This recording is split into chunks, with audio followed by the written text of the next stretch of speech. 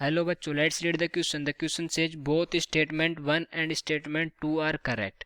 Both statement first and statement 2 are incorrect. Statement 1 is correct, statement 2 is incorrect, statement 1 is incorrect and statement 2 is correct.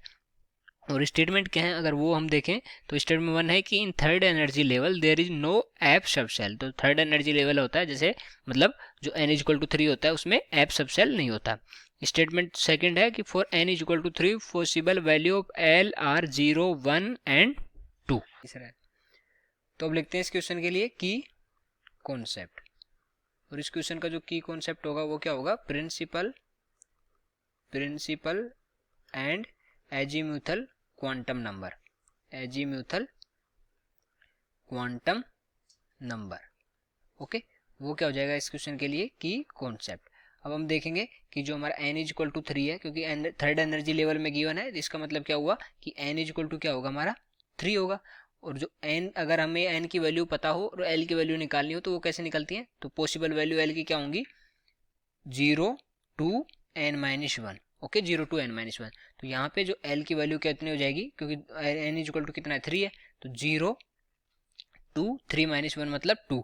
तो l की value यहाँ से आ जाएंगे हमारे पास l is equal to 0 1 and 2. और जो l की वैल्यू 0 किसके लिए होती है? 0 हमारे जो s सब सेल होता है उसके लिए होती है. 1 किसके लिए होती है? p सब सेल के लिए. और 2 किसके लिए होती है? हमारे d सब सेल के लिए. तो यहाँ से जो n इज इक्वल टू 3 में कौन कौन से बनेगा? Last 3s 3p and 3d तक. क्योंकि ऐप के लिए क्या होता है? ऐप के लिए जो l की वैल्यू होगी वो कितनी होती है? वो होती है हमारी 3. और यहाँ हम अगर देखें तो जो n इज इक्वल टू अगर 3 है तो उसमें जो हमारा l है वो 3 नहीं होता, वो केवल 2 तक होता है.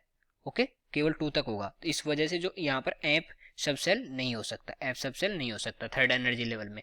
और जो स्टेटमेंट सेकंड गिवन है for n is equal to 3 possible value of l are 0 1 and 2, तो ये करेक्ट हो गया. और फर्स्ट भी हमारा करेक्ट हो गया. तो दोनों स्टेटमेंट करेक्ट है, हमने अभी देखा. तो कौन सा स्टेटमेंट करेक्ट हो जाएगा, कौन सा ऑप्शन करेक्ट हो जाएगा? हमारा फर्स्ट ऑप्शन करेक्ट हो जाएगा. So I hope you understood it well. Best of luck.